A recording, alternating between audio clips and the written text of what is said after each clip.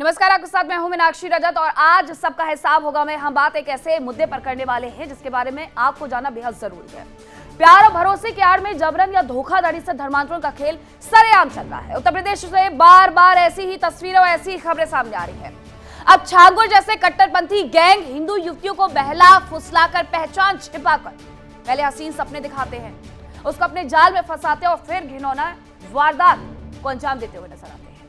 हिंदू युवतियों का अश्लील वीडियो बना करके पहले उनको ब्लैकमेल करते हैं और अगर नहीं माने तो धर्मांतरण करवा देते हैं और अगर इससे भी उनका पेट नहीं भरता है, मन नहीं भरता है तो देह व्यापार के दलदल में जबरदस्ती धकेल देते हैं। और ये कोई मनगढ़ंत किस्से कहानियां नहीं है। अगर आप सोच रहे हैं कि कोई कहानी यहां पर सुनाई जा रही है तो ये कहानी नहीं है बल्कि ये बस्ती का सच है। बस्ती में क्या हुआ वो भी मैं आपको बता देती हूँ कि आखिरकार वहां पर ऐसा हुआ क्या है जिसकी वजह से ये मुद्दा इतना बड़ा बन रहा है। दरअसल मुस्लिम युवक ने हिंदू लड़की को टारगेट किया, उसकी तरफ से नौकरी का झांसा दिया गया, शारीरिक संबंध बनाए गए, कलावा बांध करके हिंदू लड़कियों को प्रेम जाल में फंसाया गया। मतलब उसने अपनी पहचान छिपाई, उसने ये नहीं बताया कि वो व्यक्ति है कौन।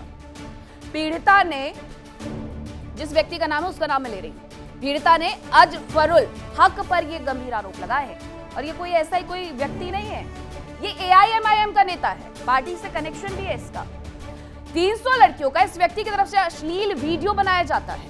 इस पर यह आरोप, लड़कियों को धर्मांतरण और देह व्यापार में धकेलने के आरोप लगाए गए हैं। आरोपी अजफरुल हक और प्रिंस AIMIM का नेता है और यह घिनौनी वारदात को अकेले अंजाम नहीं देता था बल्कि इसके साथ पूरी गैंग काम किया करती थी। जहां पर ये महिलाओं को ले जाता था, उस होटल की अगर तस्वीरें देखेंगे ना तो कमरे के अंदर कमरा, कमरे के अंदर कमरा, कि अगर कभी रेड हो जाए तो भागना कैसे, इसे ये सब कुछ पता था। किसी महिला से रिसेप्शन पर यह तक नहीं पूछा जाता था कि उसका नाम क्या है। जो भी महिला आती थी अजफरुल का नाम लेती थी या जो भी नाम उसने बताया हुआ था तुरंत उसको उसके कमरे में भेज दिया जाता था। बस्ती के इस कट्टरपंथी पर सैकड़ों लड़कियों को ब्लैकमेल करके धर्मांतरण और देह व्यापार में धकेलने के आरोप लगे हैं और ये सिर्फ और सिर्फ हिंदू युवतियों को निशाना बनाता था। इसका पैटर्न क्या था वो समझिए। सनातन में खास आस्था दिखा देता था, हिंदू देवी देवता इसके लिए सब कुछ है और इसीलिए हाथों में कलावा धारण करता था, अपना हिंदू नाम बताता था जिससे हिंदू युवती आसानी से इसके जाल में फंस जाए, प्रेम करने लगे।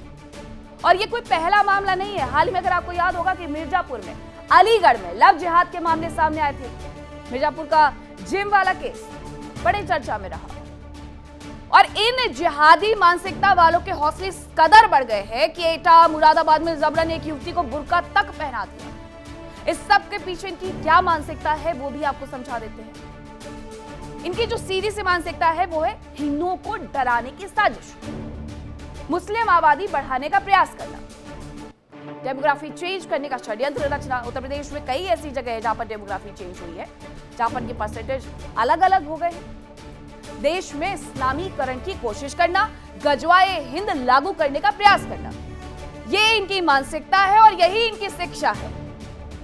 आज इसी मुद्दे पर बहस के लिए हमारे साथ खास पैनल जुड़ेगा, हम उनसे भी आपको रूबरू करवाएंगे। लेकिन इसके साथ ही आपको ये भी बताते हैं कि इस पूरे मुद्दे में अभी तक कार्रवाई क्या हुई है। वो युवतियां निकल करके बाहर आई हैं जिनके साथ ये सब कुछ हो रहा था। उन्हें नहीं पता था कि वो जिस व्यक्ति से प्रेम कर रही है, जिसने अपना नाम कभी अजय बताया, कभी आलोक बताया, कभी सुनील बताया, दरअसल वो अजफरुल था। उसके कनेक्शन AIMIM से थे। उसका ये जो पूरा गैंग था जो महिलाओं को फंसाता था, उनके वीडियो बनाता था, उन्हें धर्मांतरण के लिए मजबूर करता था, उन्हें देह व्यापार में ढकेलता था।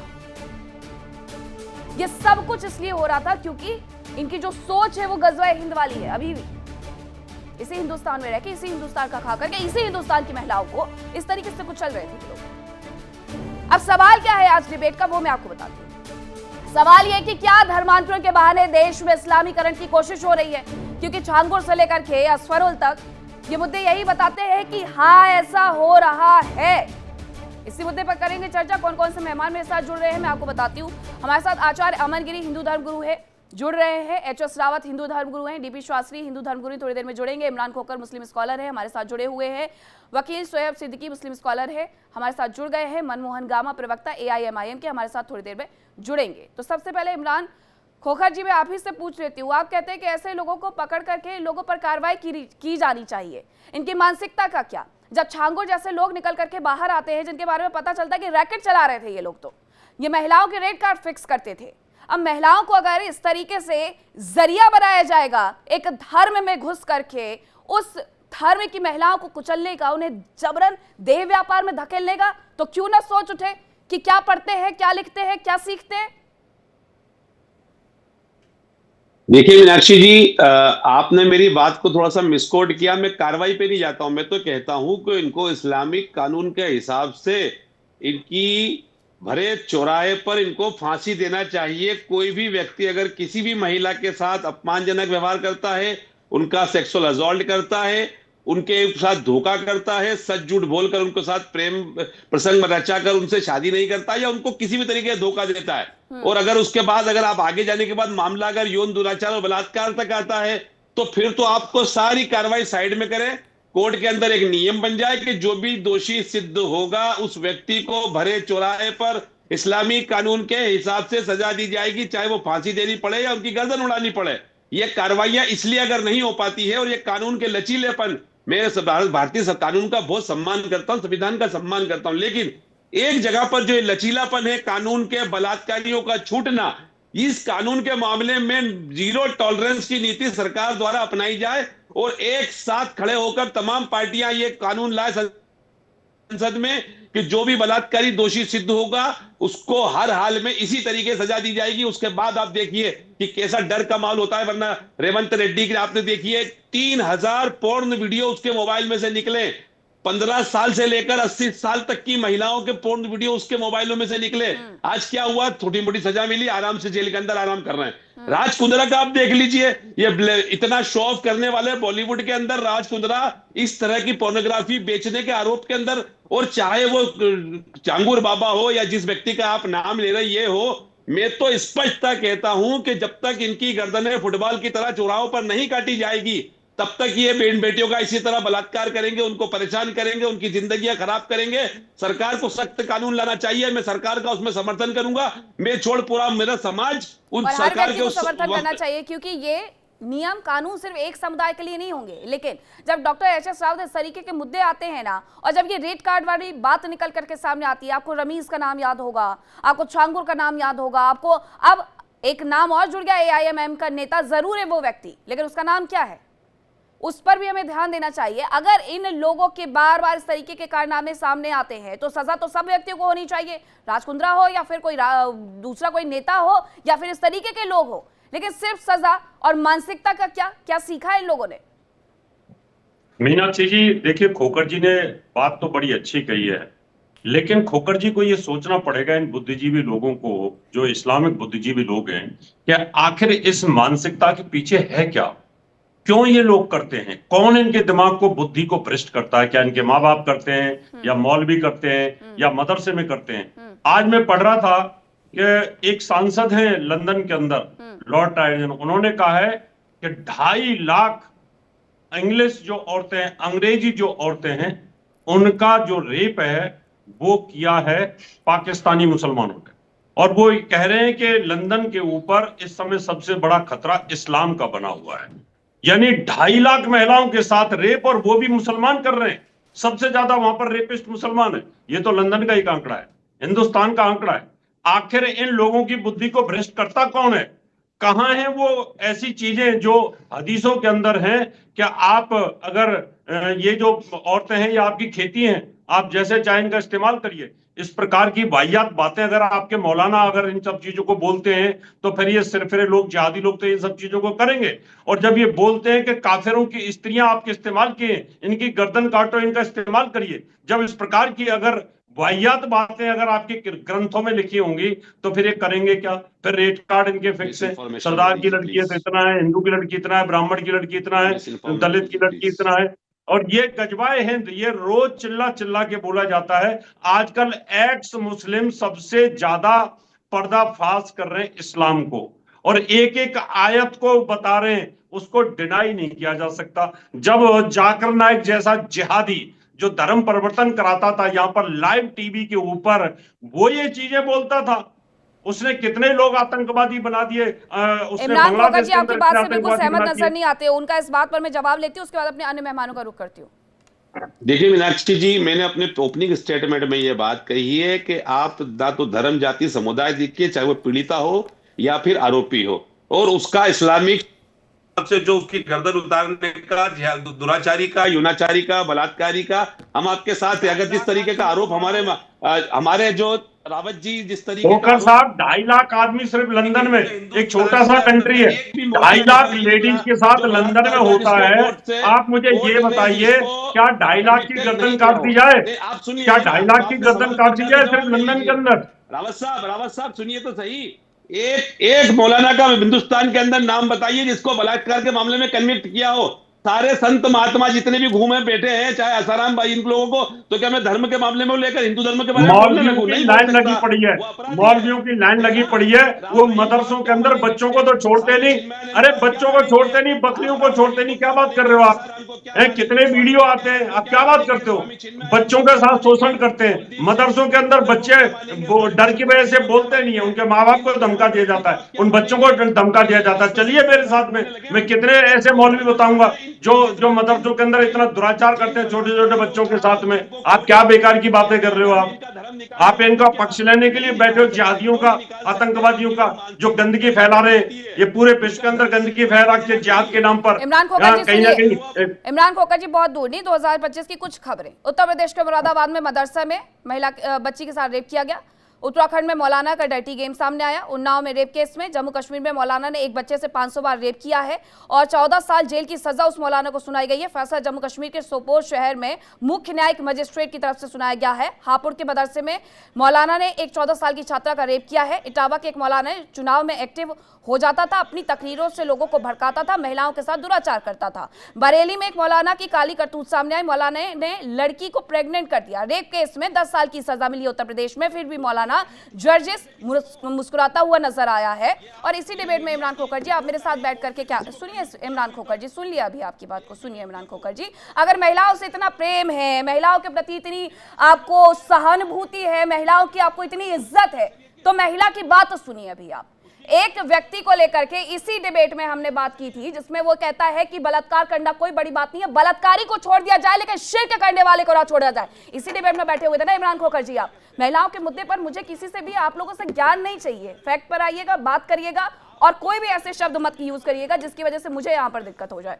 आचार्य अमन गिरी, इस पूरे मुद्दे में अगर ये रेड कार्ड फिक्स था, चलिए ये आपकी और मेरी बात मैं क्यों कहूं, इस पूरे मुद्दे में जब यूपीएटीएस की तरफ से छांगुर पर कार्रवाई की गई तो यूपीएटीएस का यह कहना था कि 10 लाख, 20 लाख, 25 लाख, 8 लाख, 12 लाख इस तरीके के रेट फिक्स किए गए थे। यानी आप सब अभी तो बहुत ये कहते रहते हैं कि हमारे समुदाय में लोगों के पास नौकरियां नहीं है, पढ़े लिखे नहीं है, तो पहले तो उन्हें पढ़ने लिखने नहीं दिया जाता है, उसके बाद उन्हें पैसों का लालच देकर के इन तरीके के कामों में लगाया जाता है कि महिलाओं के साथ इस तरीके से बर्बरता करो और उसके बाद 10 लाख, 20 लाख, 25 लाख, 30 लाख घर ले जाओ। पैसे क्या जा रहा है? घर पर बैठे बैठे होटल में जाकर के कुछ करना ही तो है, पैसे तो मिल ही रहे हैं, तो क्यों घर के बाहर निकले हम? नहीं, समाज को किस तरीके से दूषित करने का काम आज के समय में इस्लाम के नुमाइंदे कर रहे हैं। आज के समय बहुत आसान है साधु महात्माओं के चरित्र के बारे में बोल देना। मैं मीनाक्षी जी आपका बहुत बहुत धन्यवाद करूंगा कि आपने मौलवी जी के आंखों का जो चश्मा है बहुत अच्छे तरीके से उतारा और उन्हें बताया कि किस तरीके से किन किन मौलवियों का नाम, इन्होंने आते ही राज कुंद्रा का नाम लिया, इन्होंने आते ही एक मिनिस्टर साहब का नाम लिया, सब नाम लिया, बहुत मीठी मीठी बातें बोली आपने कि उसका सर उतार लेना चाहिए, फुटबॉल खेलनी चाहिए, ये करनी चाहिए। लेकिन आप एक बात बताइए कि समाज, वो बांग्लादेशी समाज, वो रोहिंग्या समाज, वो आतंकवादी समाज किस तरीके से समाज को दूषित कर रहा है, क्या ये आपको दिखता नहीं है क्या? समाज का वो वर्ग जो अपनी मानसिकता की सारी मतलब कहें पूरी तरह से वो मानसिक तरह से खोखला हो चुका है और एक तरीके से हर तरीके से हिंदुओं को नुकसान पहुंचाने का काम कर रहे हैं। चाहे आप थूक जिहाद लीजिए, लैंड जिहाद लीजिए, बांग्लादेशी आज के समय में मंदिरों में कत्लेआम कर रहे हैं, साधु सन्यासियों को मार रहे हैं। दुर्गेश दास, दिल्ली जैसी हमारे भारत की राजधानी में दुर्गेश दास के साथ कितना बुरा हुआ है। अभी अभी हम गए थे भारती जी की, वहां पर बांग्लादेशी अतिक्रमण वाले मंदिरों पे कब्जा कर बैठे हुए हैं। और आप क्या कहेंगे, आपने तो मंदिरों पे भी कब्जा करा हुआ है, हमारे धर्म पर भी कब्जा करा हुआ है।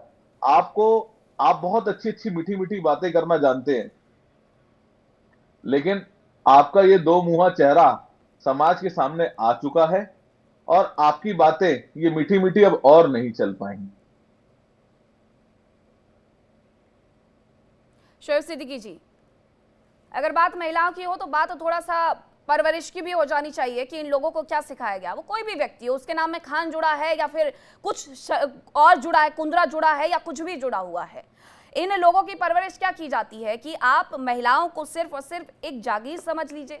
कभी महिलाओं के नाम पर पैसा कमाने के लिए 10 लाख 20 लाख के रेट कार्ड पर फिक्स करने के लिए खुद को आप महिलाओं के साथ खिलवाड़ कर लीजिए, कभी पैसे कमाने के लिए महिलाओं का इस्तेमाल कर लीजिए।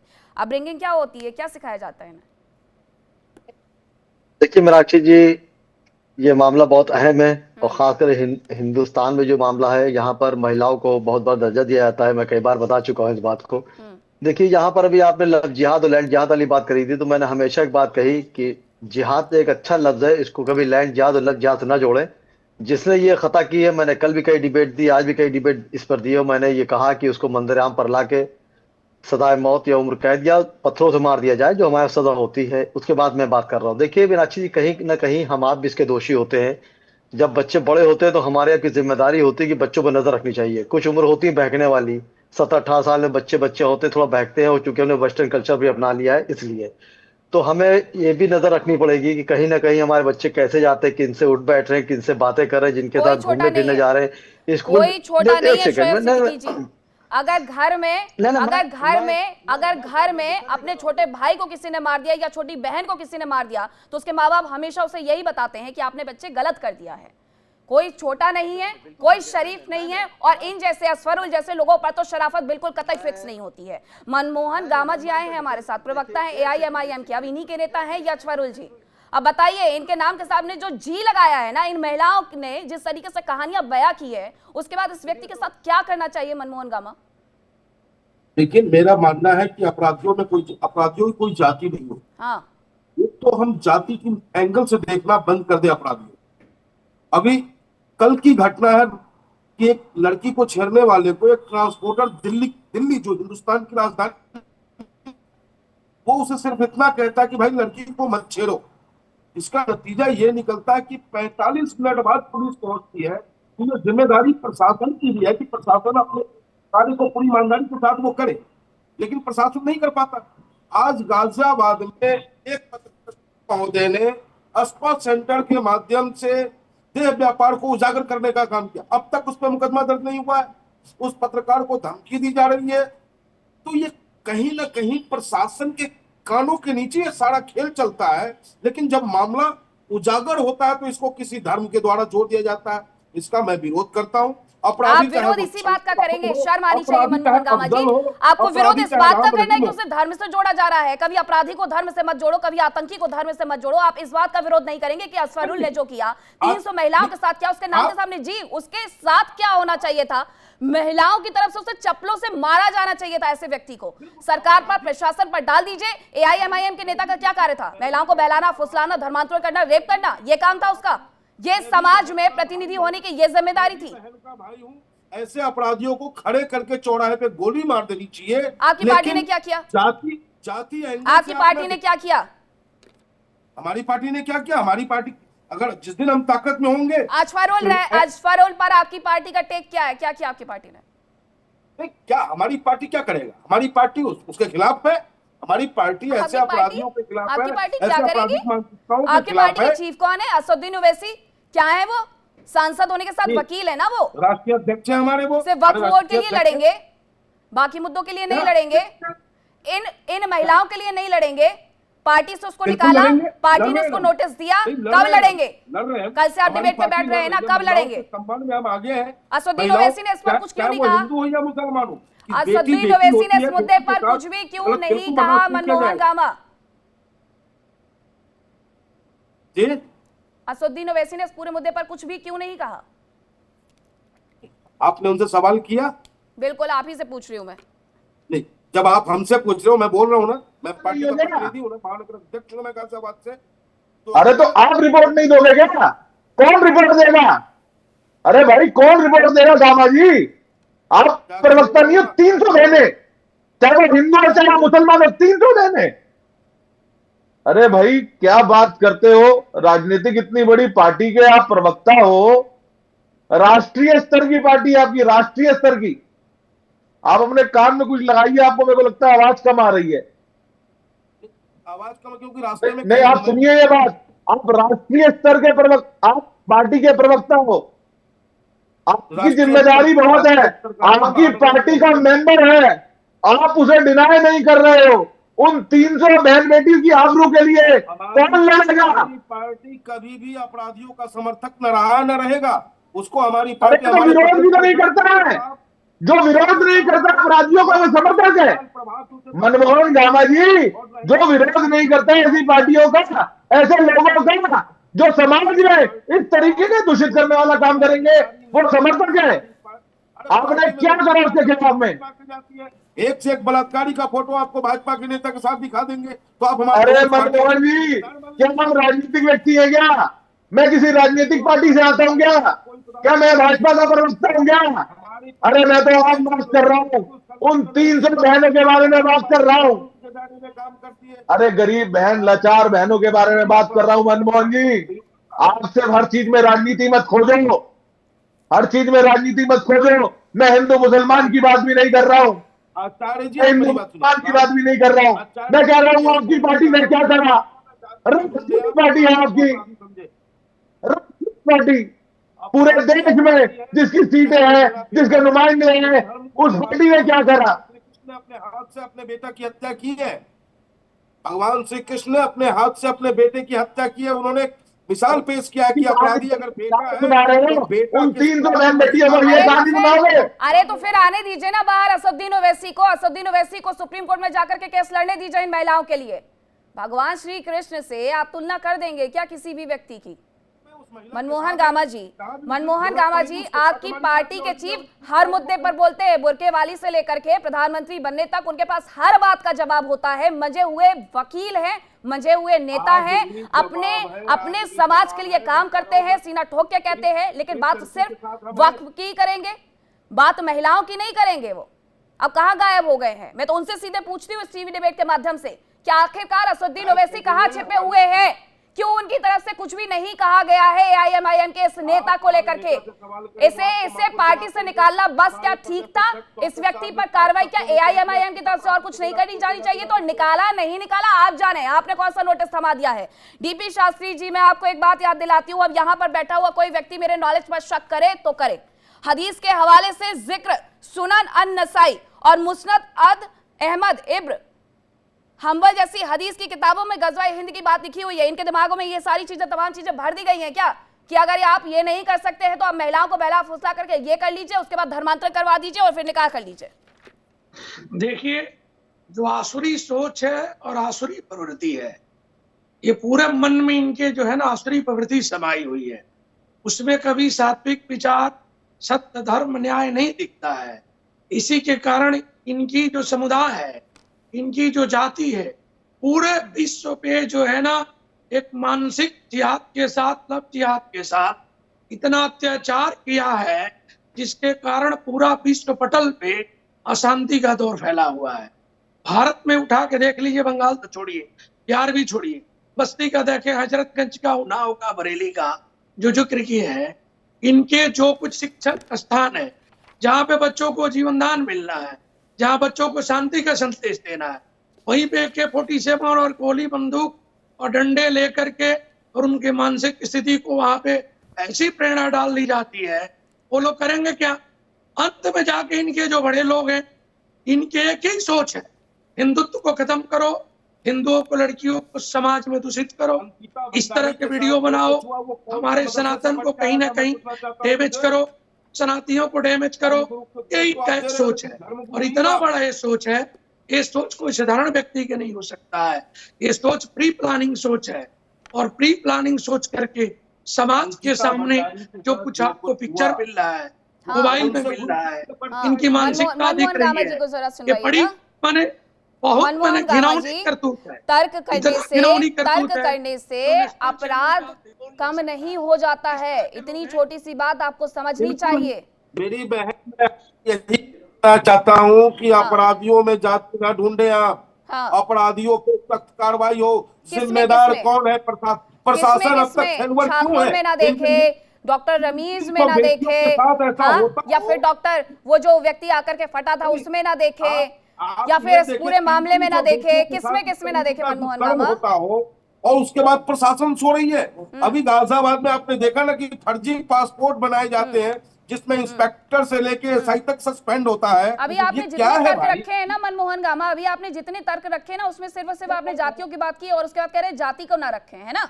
बहुत अच्छी बात है।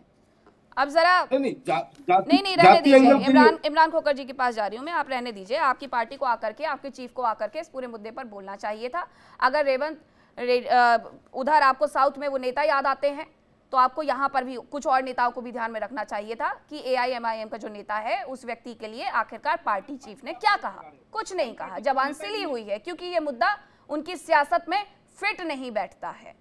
इमरान खोखर जी, अब बताइए कि क्या ये सब कुछ इसलिए हो रहा है क्योंकि गजवाए हिंद बनाने की जो नींव है फिर से वही रखने की कोशिश की जा रही है, जिसे लेकर के बार बार खुलासे होते हैं, कभी PFI के हवाले से होते हैं, कभी सिमी के हवाले से होते हैं, कभी किसी और डॉक्यूमेंट्स के हवाले से होते हैं। तो ये बहलाने के लिए, फुसलाने के लिए सबसे अच्छा हथियार यही कि डेमोग्राफी बदल दो इस तरीके से। देखिए, ये आपका तर्क मैं पूरी तरीके से खारिज करता हूं। ना तो आपको गजवा हिंद की परिभाषा पता है और आप ना बताइए। आपको इस बारे में कोई प्रॉपर जानकारी है। आप मेरी बात को बताइए। समझने की कोशिश कीजिए। आप गजवा बताइए। हिंद की जो बात, गजवा हिंद का इस हिंदुस्तान के मामले में आज के दौर में किसी भी तरह से कोई रेलेवेंस नहीं है। कैसे? मत बेवजह किसी मामले को उलझाने की कोशिश कीजिए। मैं फिर निवेदन कर रहा हूं आपसे और तमाम पैनलिस्ट से बैठ के कि हम सभी लोग मिलकर एक सुर के अंदर सरकार से ये मांग रखे कि कोई भी बलात्कारी हो, चाहे वो किसी भी धर्म, जाति, समुदाय का व्यक्ति हो, उसके खिलाफ सख्त कानून जो अभी बने हुए हैं, लचीले कानून है।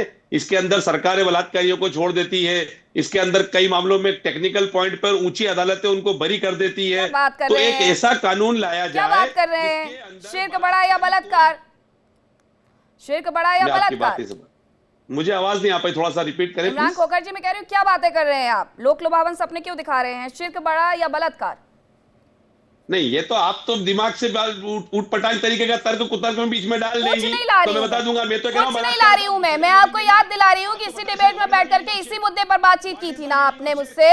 मौलाना क्या कहता है, शिर्क बड़ा या बलात्कार? कौन बड़ा अपराधी है? तो शिर्क करने वाला अपराधी है। तो जो बलात्कारियों को अपराधी नहीं मानते हैं, जो बलात्कारियों को अपराधी ना माने, पूजा करने वालों को अपराधी माने, तो उनके लिए तो सारी चीजें बराबर हो गई ना। आप ये बताइए ना, यहाँ पर बैठकर आपने टॉपिक बलात्कार रखा है कि शिर्क रखा है, पहले बताइए। नहीं, आप मुझे बताइए। आप जब इतनी बड़ी बड़ी बातें कर रहे हैं तो मुझे बताइए कि जब आपको यही बताया जा रहा है, लोगों को आप यही बता रहे हैं कि शिर्क बड़ा गुनाह या फिर बलात्कार, तो अगली तरफ से जवाब आते हैं शिर्क बड़ा गुनाह है। तो जब बलात्कार गुनाह ही नहीं है आपके लिए या उन तमाम लोगों के लिए जिन्हें बस यही पढ़ाया लिखाया गया है, तो आप उनकी मानसिकता को कैसे बदल देंगे सर? अरे सजा आपको देनी नहीं है, उनको आपको बरी करने हैं। उनके लिए प्रधानमंत्री वोट मांगेगा 3000 पॉर्न वीडियो वाले के लिए। कुलदीप सेंगर को सरकार छोड़ेगी, ऊपर उसके खिलाफ अपील नहीं करेगी, और आप हमें समझाने की कोशिश कर रहे हैं। हम तो कह रहे हैं आप तो इस्लामी शरीयत के हिसाब से सजा दे दीजिए। आप पूरा कह रहे हो कि भाई अपना शरिया के हिसाब से उनका सर काटो, शरिया कानून भी लागू कर दे इसके साथ ही पूरी तरह से। अरे मौलाना साहब, इसमें प्रधानमंत्री जी का क्या लेना देना है? आपने संतों को बदनाम करा, प्रधानमंत्री को बदनाम करा। आपको हिंदुस्तान के कानून से दिक्कत है, आपको किन किन चीजों से दिक्कत है? आपको शरीयत से प्रेम है।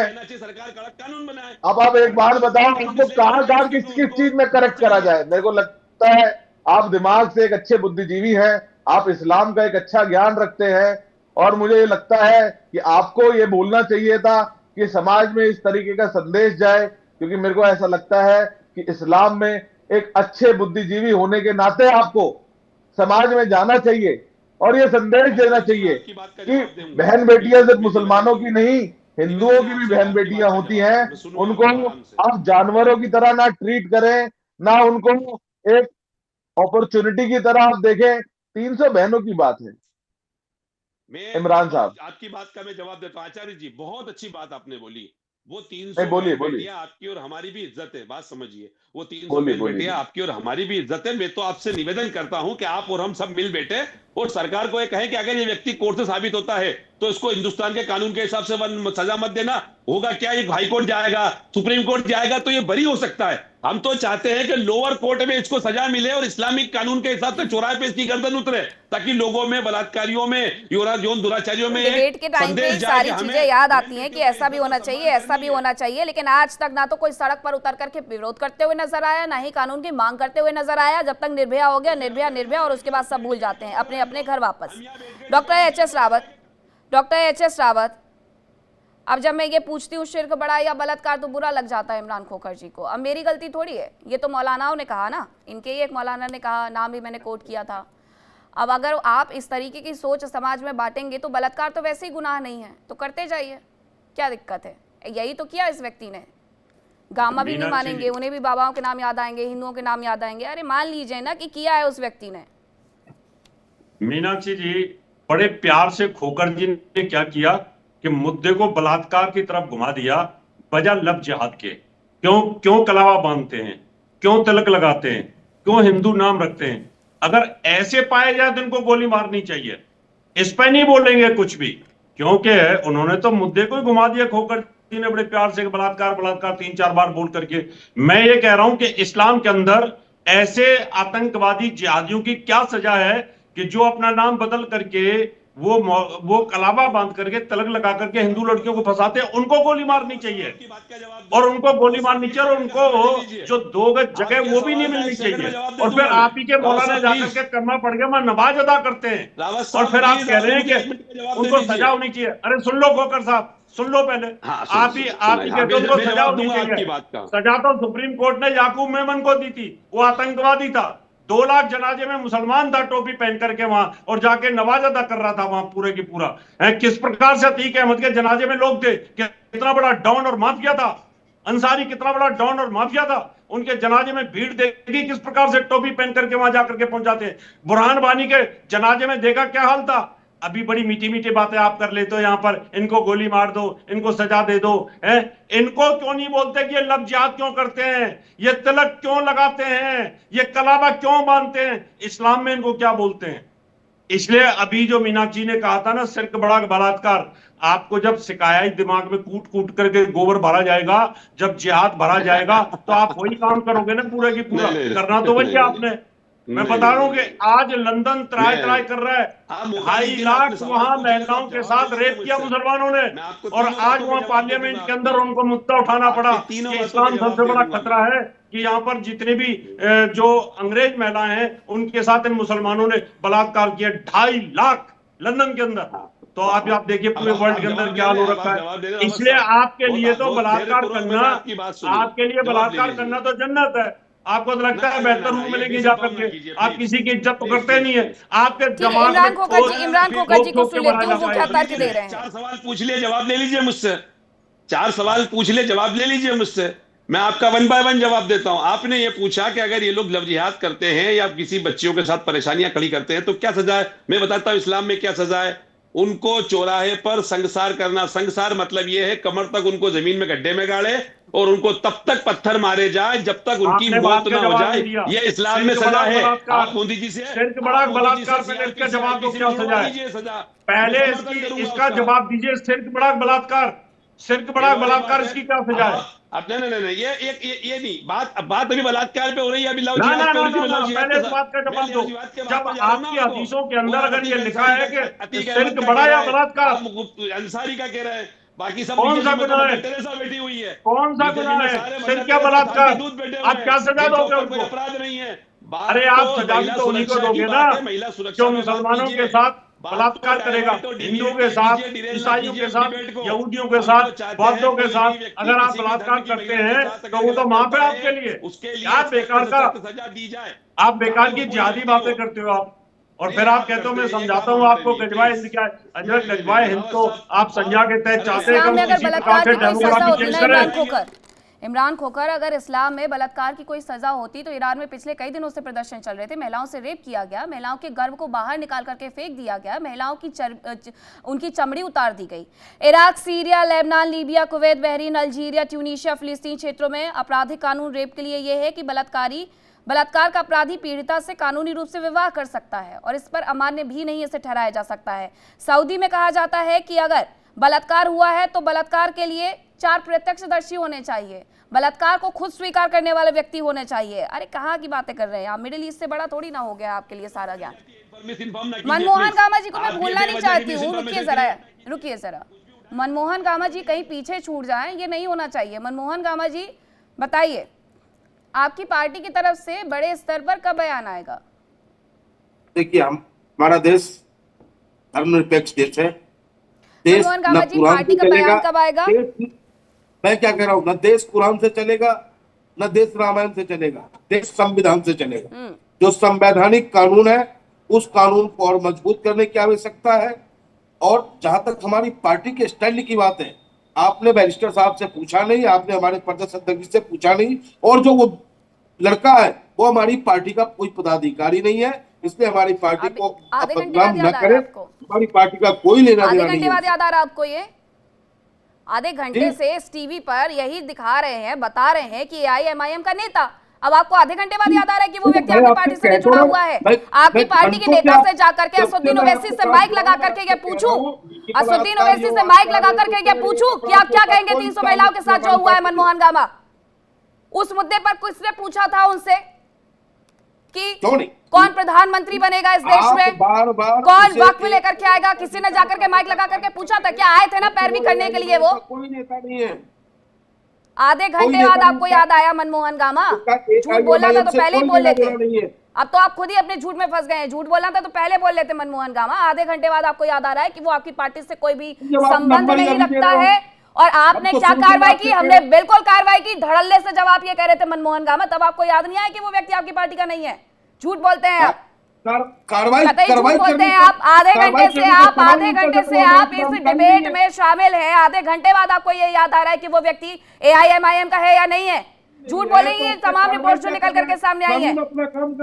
कानून अपना काम करे। आप जैसे पार्टी के नेता इन जैसे नेताओं को आकर के बचाइए। कानून अपना काम करे और कानून काम करेगा। बिल्कुल चिंता मत करिए, बिल्कुल काम करेगा, बिल्कुल काम करेगा। जैसे नेता हम नहीं पालते। किसके जैसे?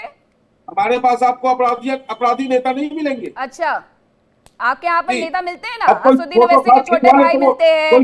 10 मिनट के लिए छोड़ के देखो, पुलिस को हटा करके देखो। आपके यहाँ ऐसे नेता मिलते हैं जो भारत की संप्रभुता पर सवाल उठाते हैं कि 10 मिनट के लिए पुलिस को हटा करके देखो। आपके यहाँ पर ऐसे नेता मिलते हैं जो फ्रंट फुट पर आकर के बैटिंग करते हुए वक्फ के लिए नजर आते हैं। आपके यहाँ पर ऐसे नेता मिलते हैं जो प्रधानमंत्री में भी जात ढूंढते हैं। आपके यहाँ पर ऐसे नेता मिलते हैं जो प्रधानमंत्री में महिला और पुरुष देखते हैं। आपके यहाँ ऐसे नेता मिलते हैं। मुझे मत सिखाइएगा। वकील शोएब सिद्दीकी जी, इस पूरे मुद्दे पर उत्तर प्रदेश में बहुत सारे मामले सामने आ चुके हैं। और उत्तर प्रदेश की अगर मैं फिलहाल की घटनाओं का जिक्र करूं और साथ ही ये बताऊं कि इंटरस्टेट लव जिहाद के नाम पर उत्तर प्रदेश पुलिस ने कई आरोपियों को विभिन्न राज्यों से गिरफ्तार किया। इसके अलावा उत्तर प्रदेश में एंटी कन्वर्जन लॉ भी लागू होने के बाद सैकड़ों मामले पुलिस में FIR में दर्ज हुए हैं। 86 FIR आई हैं, 84 गिरफ्तारियां हुई हैं। तो एंटी कन्वर्जन और लव जिहाद जैसे इंटरस्टेट ये रैकेट को सामने लाने के लिए उत्तर प्रदेश सरकार को आखिरकार काम करने की जरूरत ही क्या थी? ये सब तो कुछ होता ही नहीं है ना। क्योंकि देखिए मीनाक्षी, सबसे पहले तो मैं आपसे गुजारिश करूंगा कि आप बार बार मौका ना दे, लेकिन मेरी बात मुकम्मल हो जाने दीजिएगा, वरना अधूरी हो जाती बात तो फिर बात हो नहीं पाती। देखिए, सबसे पहले तो मैं ये कह दूं, जो भी आपने ओवैसी साहब पे बात कही थी, तो ये उन्होंने प्रवक्ता ने बात कही कि हमें कोई लेना देना नहीं है, तो मैं उन पर इल्जाम नहीं लगा रहा हूँ। लेकिन जब बात निकल के आती है, इतने बड़े मैटर पे निकल के आती है, तो कम से कम ओवैसी को अपना बयान देना चाहिए, ओवैसी साहब को, कि वो मेरी पार्टी में है नहीं है। इसमें कोई दो राय नहीं। देखिए, इंसाफ वाली बात यह है, अगर मुझ पर कोई इल्जाम लग रहा है तो कम से कम ओवैसी साहब फ्रंट पर आए और ये बात के उस पार्टी से मेरा कोई, वो लड़का मेरी पार्टी में नहीं था। और दूसरी बात, अभी आपने कानून की बात की, जाहिर सी बात है कानून है, लेकिन होता क्या है मीनाक्षी, कहीं ना कहीं सिस्टम में कमी हमेशा रहती है। अब आप वही बात आएगी, बात करिएगी बीच में। आप बताइए, 300 लड़कियों ने जो FIR लिखाई है, उन लड़कियों ने बयान भी दिए हैं तरह तरह के। एक लड़की ने तो यहाँ तक कहा कि जब मैं उसके घर गई तो उनके भाइयों ने भी ऐसे ही हमारे साथ किया। तो इसमें कहीं ना कहीं प्रशासन या सिस्टम की कहीं ढिलाई थी, कितना मामला बढ़ता चला गया। अभी आपको याद होगा, झांगुर का भी मामला ऐसे ही था कि वो एक छोटी साइकिल 2 ताबीज करता था, करते करते उसे 40 मुल्कों को सफर कर लिया है, हवेली बना ली पूरी गांव में, और बनी नक्शा कैसे पास हो। कहीं ना कहीं मैं समझता हूं कि प्रशासन की भी ढिलाई रहती है। और मेरी हमेशा गुजारिश रही मुल्क के वजीर आजम से और रियासत के वजीर आला थे, योगी आदित्यनाथ जी जब से यहाँ पे मुख्यमंत्री बने हैं, तो कुछ नहीं तो 10.5 साल हो रहा है, बहुत ये हकीकत हालात दो चार हुए हैं, बड़े बदमाश ठंडे पड़े हुए हैं, बहुत बेटियां आराम से निकल रही हैं, लेकिन उसके बाद भी कुछ मामले मंजरेआम पर आ जाते हैं और वो संगीन रूप ले लेते हैं। जैसे यही मामला बताइए, इसमें 300 लड़कियों की बात है, वो भी मेरी बहन बेटी होगी, तो कहीं ना कहीं सिस्टम में ढिलाई है। और मेरी योगी जी से गुजारिश भी रहेगी कि कम से कम आप अपने जो प्रशासन वाला मामला है बहुत सख्ती से पेश आए, क्योंकि अक्सर आप देखिए बड़े बड़े मामले जब हो जाते हैं तो जी। पुलिस संज्ञान लेती है, लेकिन आम महिलाएं अगर जाती है तो दरखास्त लेती नहीं है, जल्दी बुलाती नहीं है। ये मैंने देखा, चूंकि मैं भी एडवोकेट उससे बता रहा हूँ, तो इसलिए कम से कम एक कानून ये हो कि कोई फरियादी कोई महिला अगर वहां पहुंचे,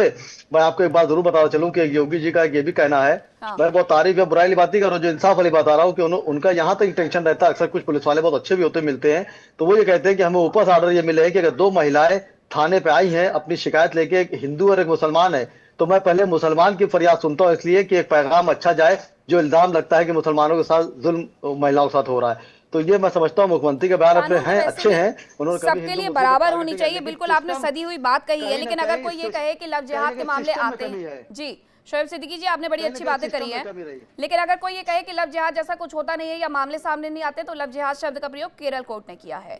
इसके अलावा इंटरस्टेट लव जिहाद रैकेट के नाम से उत्तर प्रदेश पुलिस कई जगह कार्रवाई कर रही है। एंटी कन्वर्जन लॉ बनाया गया है, असम में कानून बनाया गया है, कई राज्यों में लव जिहाद को रोकने के लिए कानूनी उपाय किए जा रहे हैं, महाराष्ट्र, राजस्थान, असम, इसमें यहाँ पर विधेयक जो है वो प्रस्तावित है। 2020 में मध्य प्रदेश में 283 लव जिहाद के मामले हुए, ये विधानसभा में मध्य प्रदेश की सरकार ने बताया था। एसआईटी का गठन किया गया और इसमें विशेष जांच टीम बनाई गई है। बहुत सारे ऐसे केस हैं जो कि अभी भी कोर्ट में पड़े हुए हैं, बहुत सारे केस हैं जो कि पेंडिंग चल रहे हैं। अब इमरान खोखर जी, अगर आप बात करें लव जिहाद की, अगर आप बात करें कि रेप जैसा अगर कुछ हुआ है तो उसको शरिया के हिसाब से, उस हिसाब से दिया जाए, तो पहले तो ये मानना पड़ेगा ना कि लव जिहाद हो रहा है।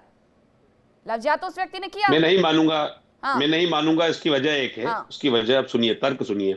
आपने जितने भी एंटी कन्वर्जन लॉ के गिनाए, चाहे यूपी में हो, एमपी में हो, उत्तराखंड में हो, इनमें से किसी भी ड्राफ्ट में, कानून की किसी किताब में, किसी भी सरकार ने क्या लव जिहाद नाम का टर्म यूज किया है? मध्य प्रदेश अगर सरकार, किया आपकी है तो फिर सरकार, मैं लव जिहाद के खिलाफ हूँ। इमरान खोखर, मध्य या प्रदेश फिर अगर सरकार, वो किया होगा, इमरान खोखर कौन जी, सी?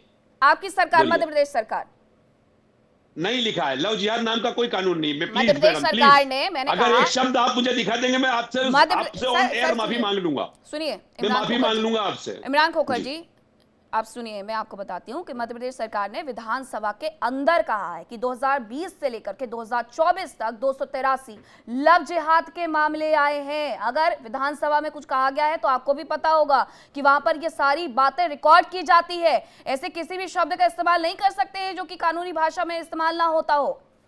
बोलिए। आप समय संसद के अंदर पूछा गया अमित शाह जी के, इसमें वो हमारे जो डिप्टी होम मिनिस्टर साहब, उन्होंने खुद ने कहा कि लव जिहाद नाम का कोई कानून हिंदुस्तान की किताब में नहीं है। आप धोखे से किया गया, प्रेम के अंदर दिया गया धोखा, समझाइश में दिया गया धोखा, कैसे भी तरीके से दिया गया धोखा, उसको धोखा मानिए। एंटी कन्वर्जन, आप चाहे वो लालच के थ्रू हो, प्रेशर के थ्रू हो, हम तो नहीं चाहते इस तरह का 17 साल की, 16 साल की, 15 साल दिल की, से मानता है। उनको प्रेम के जाल में फंसाकर 18 वर्ष पूर्ण होते ही कानून में तो साथ उनको मुसलमान बनाया जा रहा है। ये मेरी आंखों के सामने की बात है। लव जिहाद नाम का ऊपर केस कर चुका हूं। अरे क्यों बुरा लगता है? अगर किसी ने किया है तो उस पर आपको टेक लेना चाहिए। जैसे आप कहते हैं कि अगर किसी ने बलात्कार किया है तो उसको सजा सुनाई जानी चाहिए। नहीं बुरा लगना चाहिए, नहीं लगना चाहिए, क्योंकि आपकी सरकार ने कहा है, आपकी सरकार ने कहा है सर आप रतलाम से आते हैं, आपकी सरकार मध्य प्रदेश में ये कह रही है। मीनाक्षी रजत जाकर के नहीं कह रही है, केरल का कोर्ट ये कह रहा है, मीनाक्षी रजत ये नहीं कह रही है। मध्य प्रदेश की बात महाराष्ट्र हो, राजस्थान हो, असम हो, यहाँ पर लव जिहाद को लेकर के।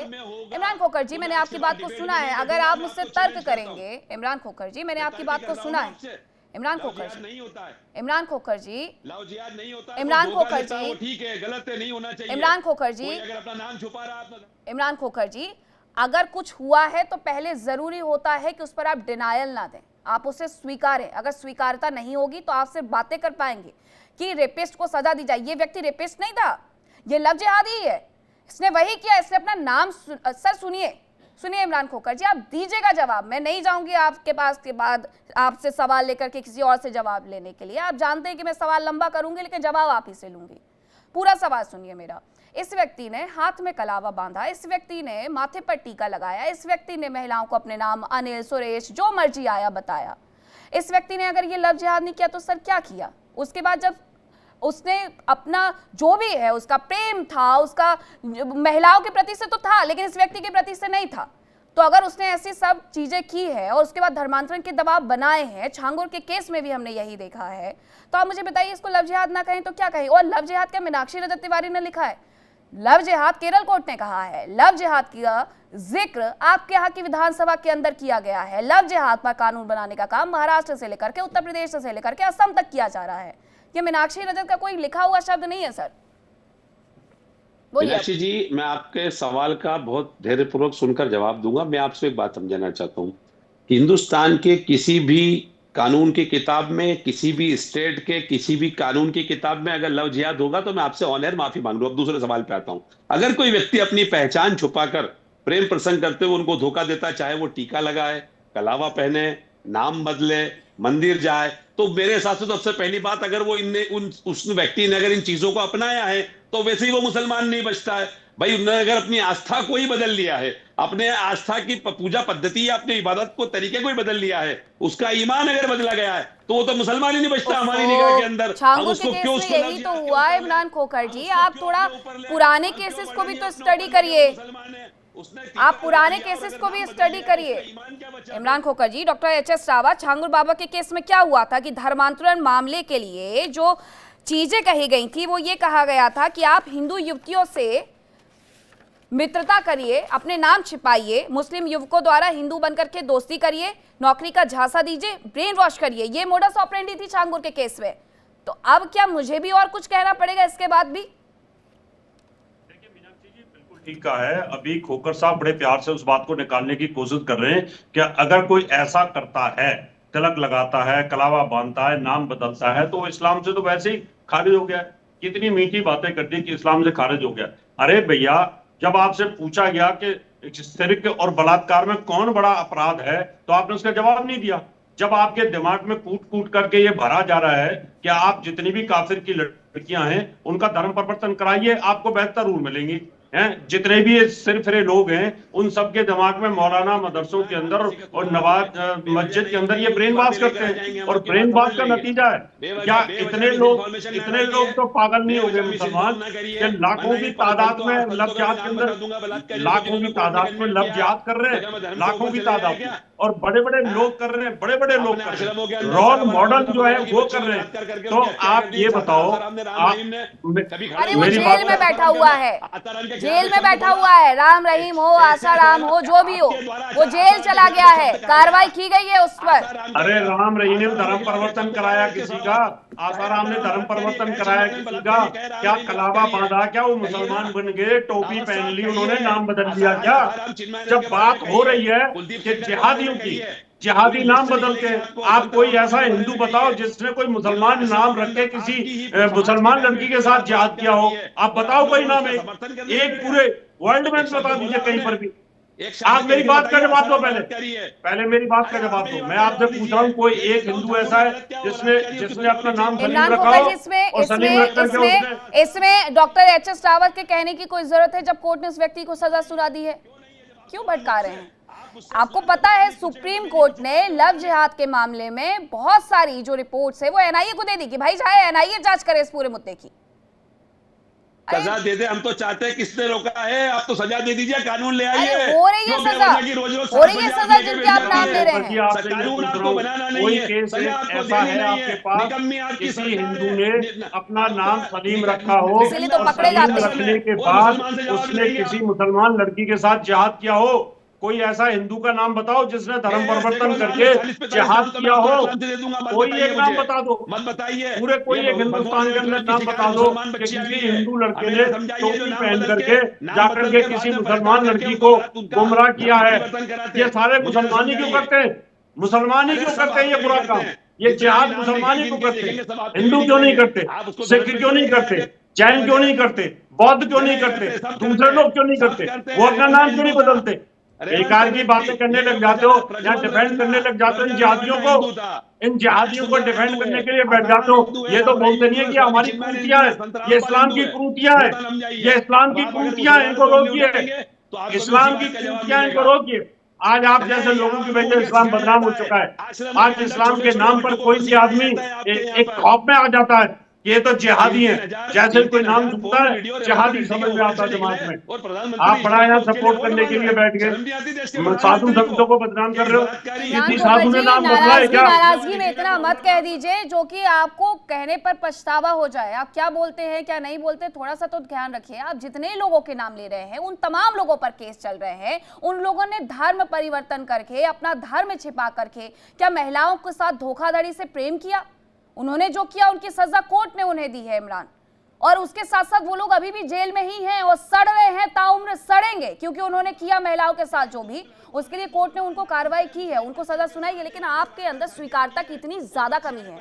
अगर आप स्वीकारेंगे नहीं कि लव जिहाद जैसी घटनाएं हुई हैं, तो आप समाज में हमेशा ये कहते रहेंगे कि बलात्कारियों को जाकर के सजा दे दो, और आप कभी स्वीकार नहीं करेंगे तो कभी ऐसे केस सामने आएंगे ही नहीं। बहुत धन्यवाद आप सभी का मेरे साथ जुड़ने के लिए, चर्चा में शामिल होने के लिए। फिलहाल वक्त एक बार छोटे से ब्रेक का है, लेकिन आप कहीं मत जाएगा क्योंकि इंडिया डेली अब आपके स्मार्ट टीवी पर भी मौजूद है। इंडिया डेली 24/7 अभी सभी प्लेटफॉर्म पर लाइव देखिए।